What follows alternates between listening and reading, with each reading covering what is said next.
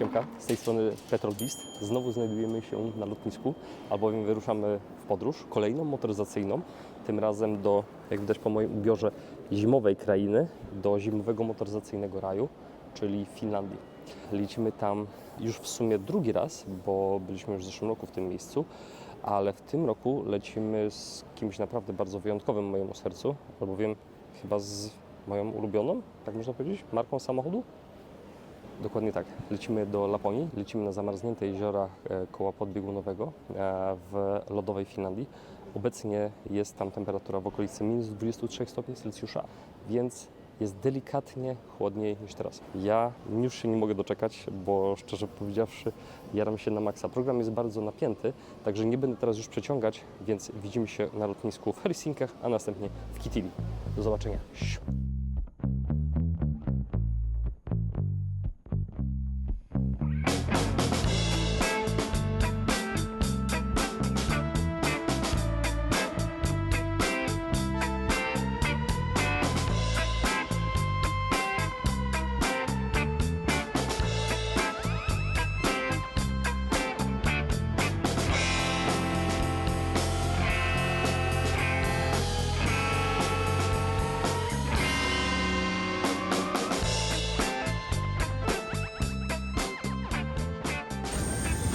No i dobra, słuchajcie, dolecieliśmy, ale no szczerze powiedziawszy naprawdę mocno czuć ten chłód. Tak trochę się daje we znaki.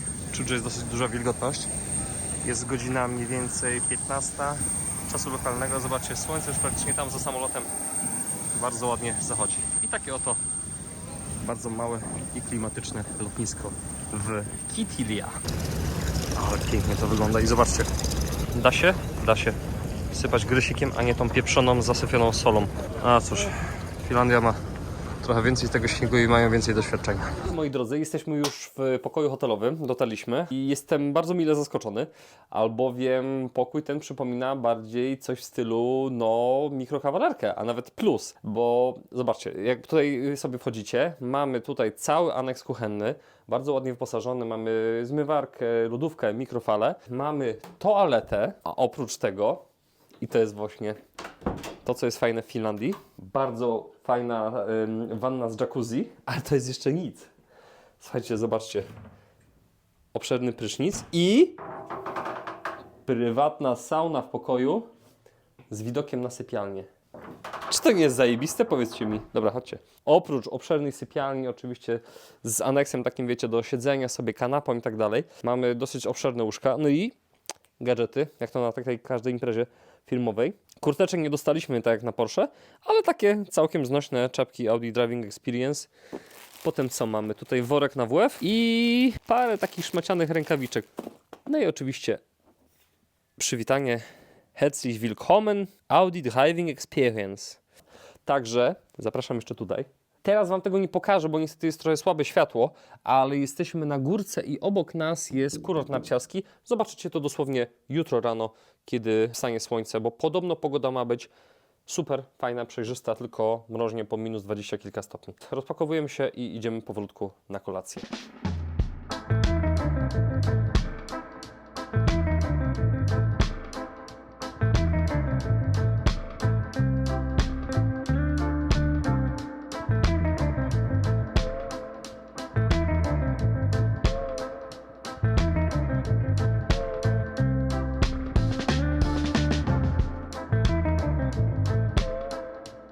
No i dobra, drogie dzieci, jesteśmy na owalu. Ćwiczenie to polega na tym, żeby tak naprawdę, jak w każdym czteronapędowym samochodzie na lodzie, używać jak najmniej kierownicy. Więc zaczniemy sobie powoli. Zobaczcie, tutaj są pachołki. Na ich wysokości mniej więcej robię mocny skręt i od razu dodaję gazu. Auto mi stawia bokiem. I zobaczcie, ja praktycznie, spójrzcie na moją kierownicę. Jak praktycznie robię tylko małe korekty, większość dodaję gazem. Widzicie? To nie jest BMW, żeby trzeba było machać tym kółkiem. Zobaczcie, redukcja, kółko, cyk, trochę gazu i już praktycznie, że lecimy bokiem i to tak mocno bokiem. Zobaczcie, nic nie robię praktycznie na kółku. Dopiero pojęcie tego pozwoli Wam na tego typu eventach jeździć skuteczniej. Ja trochę się musiałem przestawić, bo na pierwszym takim evencie właśnie próbowałem cały czas kontrolować, wiecie, udawać super driftera i tak dalej, a to właśnie nie o to chodzi. Auto czteronapędowe potrafi Was samo z tego wyprowadzić, bo koła przednie, oprócz tego, że kierują, również ciągną ten samochód. Polecam i pozdrawiam. A teraz płeć piękniejsza. Zaiwania. Zobaczcie, jakie opanowanie. Cyk. Auto praktycznie tyłem wjechało w zakręt. Cudo. Cudo. Moja kobieta to jest jednak zdolniacha. Tak jest.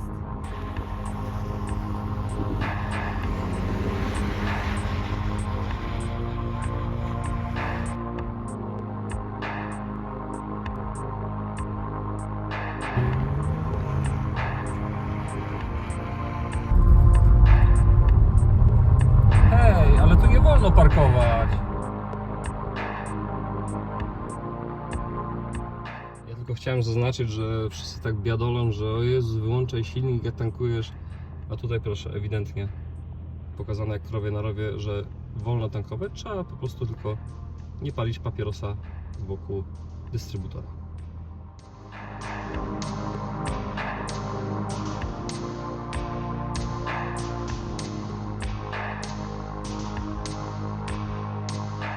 Chciałem Wam skorzystać z okazji i przedstawić samochody, którymi już w sumie jeździmy i jeszcze będziemy jeździć na tym evencie, albowiem jest to całkiem nowy model z gamy Audi, czyli Audi S5 w wydaniu Avant.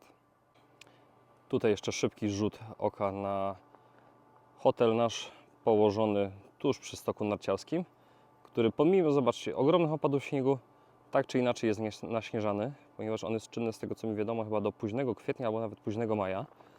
Ale nie o tym.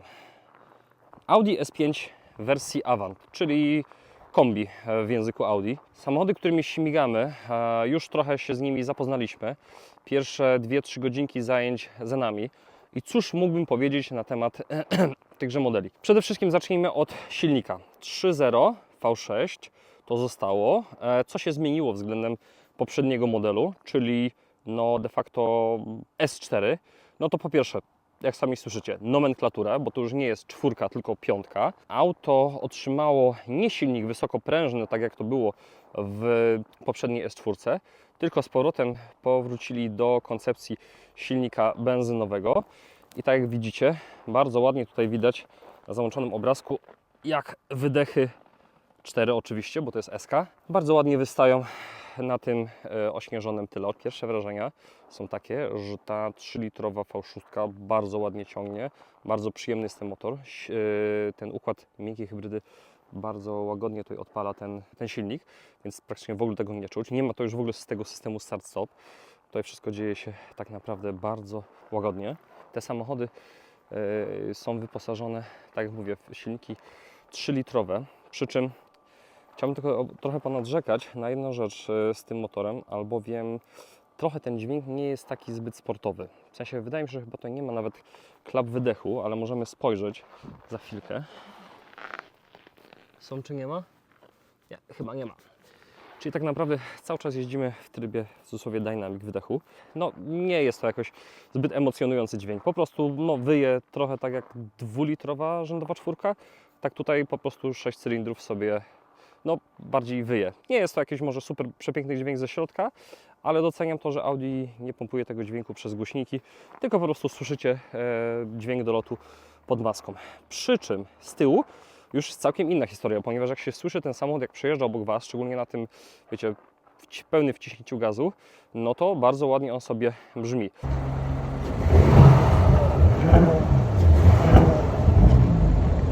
Samochody, którymi jeździmy, wydaje mi się, że to są już jeszcze modele przedprodukcyjne, albo tuż na początku produkcji.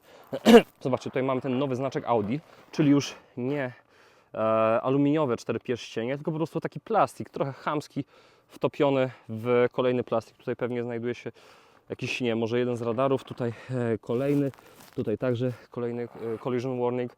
No generalnie bardzo dużo plastiku w tym samochodzie jest. O ile z zewnątrz może aż to tak bardzo nie kuje, o tyle w środku chciałem Wam pokazać. Zacznijmy przede wszystkim od tego. Klamka jest elektryczna. W środku tabletoza zaczyna się już praktycznie od samego wejścia, bo zobaczcie, jedynie przyciski szyb pozostały fizyczne, ale panel na drzwiach kierowcy już jest w pełni haptyczny. Zwróćcie uwagę, że nie mamy tutaj już żadnego panelu sterującego światłami nawet. Wszystko przeniesiono na panel na drzwiach kierowcy. Zobaczcie, światła przeciwmgielne, przednie, tylne, te automatyczne, otwieranie, zamykanie samochodu, lusterka, ustawienia fotela. Tak, jeszcze tutaj powiedzmy jakieś były szmery, bariery. Tutaj widzimy bardzo ładnie wtopione głośniki Banga do Olufsena.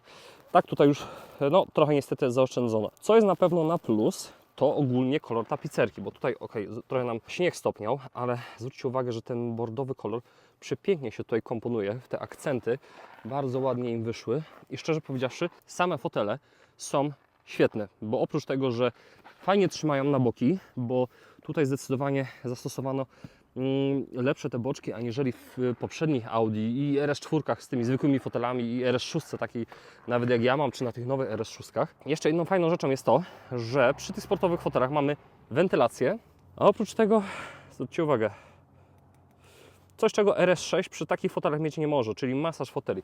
To jest super, ale co nie jest super, to jest, kurde, sam panel kierowcy, bo zobaczcie, ile tutaj się po prostu dzieje. No masakra. Wszędzie jakieś bipy, powiadomienia, ostrzeżenia i to się ciągnie aż, zwróćcie uwagę, aktywuje ten ekran, także po końcówkę deski rozdzielczej u pasażera. Tak serio, to niech mi ktoś powie, dlaczego Audi tutaj umieszcza kierunkowskazy? Bardzo fajnym rozwiązaniem jest to, że mamy gdzie położyć telefon. Tutaj pomiędzy zajęciami, jak się wiecie, wychodzi z samochodu, to się go po prostu wrzuca i o tym się nie myśli. Super. 2 gniazda USB-C. Trochę kolejnych minusów, czyli wszędzie tak naprawdę, gdzie nie ma już tej ładnej alkantary i ekranów, jest piano black. No czyli wiecie, smugi tu, smugi tam. Tego aż tak teraz zimą może nie widać, ale pewnie latem, gdzie będziemy mieć trochę bardziej, wiecie, spocone, tłuste ręce, to będzie widać. No tutaj Audi też bardzo mocno przeoszczędziło, bo zwróćcie uwagę, jak to się zachowuje. No nie jest to element samochodu premium, który by przystał, ale obawiam się, żeby Audi mogło nadgonić niestety niemiecką konkurencję, będzie musiało iść w takie no, głupie i pozorne oszczędności. Pozycja za kółkiem, tak jak mówię, bardzo fajna. Sama kierownica też super, bardzo fajna. Tutaj spłaszczona nie dość, że u dołu, tak jak do tej pory w RS-kach była, tak jeszcze tutaj u góry. To jest nowy wieniec kierownicy Audi. Co mi osobiście trochę nie odpowiada, to ten taki trochę chamski plastik. Mogliby tutaj dać takiego ładnego przeszycia, tak jak sama kierownica ma. No i to, że jest haptyczny dotyk tutaj i tutaj, więc jak się jedzie niechcący, nawet można dotknąć i zobaczcie, tutaj co chwilę można coś przesunąć, przewinąć, jakby bardzo dużo się tutaj dzieje. Na tej kierownicy więc trzeba być bardzo ostrożnym. Oprócz tego, z takich, no póki co minusów, samochód dosyć często wchodził w tryb tak zwany limp mode, czy tam tryb awaryjny. Bardzo delikatne. O, napęd lusterka. Odciął mi most dosłownie w połowie zakrętu. Moje odczucia a propos tego samochodu są ogólnie takie, że bardzo się przyjemnie tym samochodem jeździ, szczególnie na tych odcinkach, jak przemieszczamy się pomiędzy torem. Jest bardzo wygodny. Ten samochód naprawdę świetnie tłumi nierówności na tym aktywnym zawieszeniu. Nie ma tutaj wprawdzie skrętnej tylnej osi, ale ten tylny dyferencjał sportowy, który już, uwaga, w tym samochodzie jest seryjny, nie za dopłatą, tak jak zawsze było w S4, naprawdę bardzo fajnie się sprawdza i powoduje to, że każdy taki zakręt, szczególnie na tych, wiecie, lodowych odcinkach torów, czuć, jak ten tył nam zachodzi, jak chce bardziej trochę wyprzedzić przód, co daje takie przyjemne uczucie, jakby faktycznie więcej jednak mocy lądowało przy napędzie na tył. Ja ogólnie jestem z tego samochodu pozytywnie zadowolony. Zobaczymy, jak dalej się będzie spisywać, ale oprócz, powiedzmy, że takich mniejszych gremlinów, które jakby gdzieś tam, wiadomo, te nowsze samochody zawsze będą trapiły, ogólnie uważam, że na plus, na minus jedynie co powiedziałbym, że po prostu dostosowanie swoich standardów do konkurencji, zamiast pozostanie tym, czym Audi było dotychczas, ale wciąż nie jest źle, naprawdę nie jest źle. Jeszcze tylko jedna rzecz, zanim ruszymy ponownie na tor. Zobaczcie, mamy oponę Nokiana z kolcami. Tutaj pewnie nie będzie ich za bardzo widać, bo są przykryte śniegiem. Kolce raptem 1,5 mm, ale naprawdę robią ogromną robotę, bo na samej oponie zimowej byście tak nie mogli śmigać na śniegu, tak jak na kolcach. Naprawdę trzeba to brać pod uwagę, kiedy jest się w lodowej Finlandii.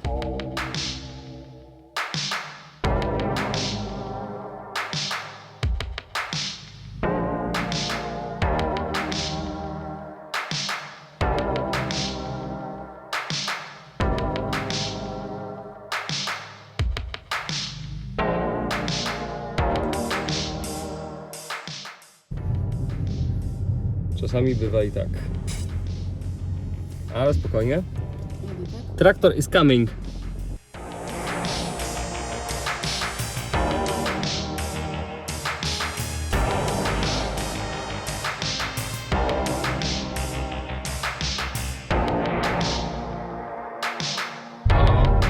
Halo. Nie wolno tutaj parkować.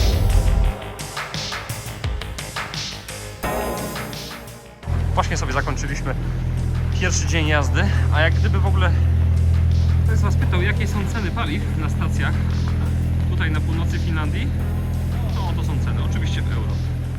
Ta zima tutaj to jest faktyczna zima. Tego śniegu to mniej więcej mamy, kurczę, nie wiem, z metr? No tak na spokojnie jak się zobaczy. A jeszcze pod tym sama droga jest bardzo mocno ośnieżona. Także tutaj totalnie nie ma lipy. Sezon trwa bardzo, bardzo długo. Dzisiaj kolejny dzień, temperatura minus 18.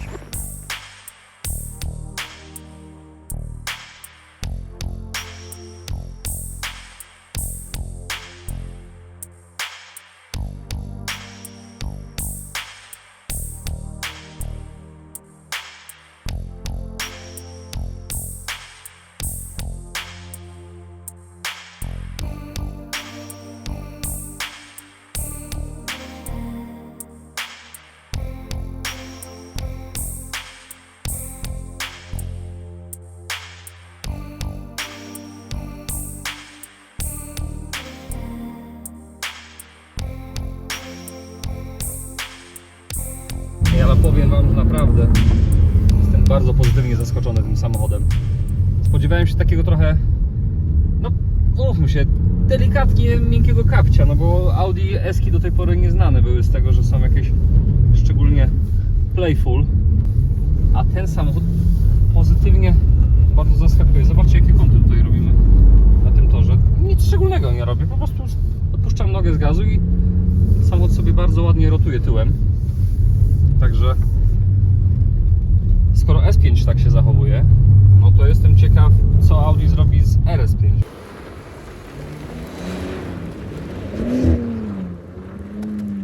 System miękkiej hybrydy plus, MHEV plus. I nigdy nie słyszałem tego określenia, ale jak się okazuje, system ten daje nam możliwość przejechania na samym prądzie takich bardzo krótkich odcinków, wiecie, typu, nie wiem, przeparkowujecie sobie samochód pod hotelem czy w parkingu podziemnym, nie musicie w ogóle uruchamiać silnika, więc jeśli bym był teraz w trybie D, oczywiście teraz ściskam gaz, ale gdybym jechał sobie tak spokojniutko, wiecie, do 40 na godzinę, to auto by mogło nas przez paręset metrów, może nawet parę kilometrów pociągnąć na sam prądzie. To jest niewielki silnik, on tam ma kilkanaście, może kilkadziesiąt koni mechanicznych i służy w zasadzie do takiego przemieszczania się, czyli do takiej, wiecie, jazdy miejskiej w korku. Jest to super, że ten silnik spalinowy nie musi być uruchamiany od razu na takie okazje, tylko on jest wtedy uruchamiany, kiedy jest faktycznie potrzebny.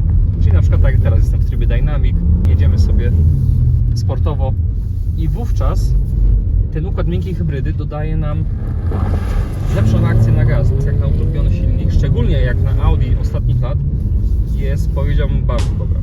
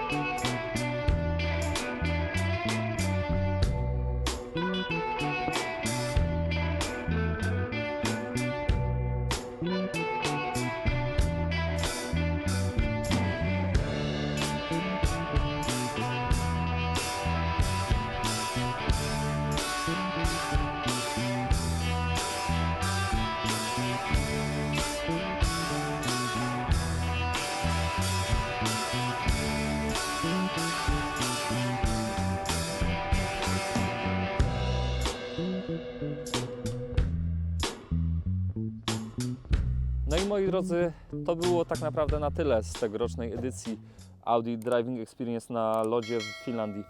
Dziękuję Wam, że byliście ze mną. Mam nadzieję, że ten filmik Wam się podobał, że wniósł coś nowego do Waszego życia, że dowiedzieliście się przede wszystkim czegoś nowego. Ja ze swojej strony chciałem serdecznie podziękować Audi Polska za możliwość uczestniczenia w tym evencie, bo było naprawdę przezajebiście.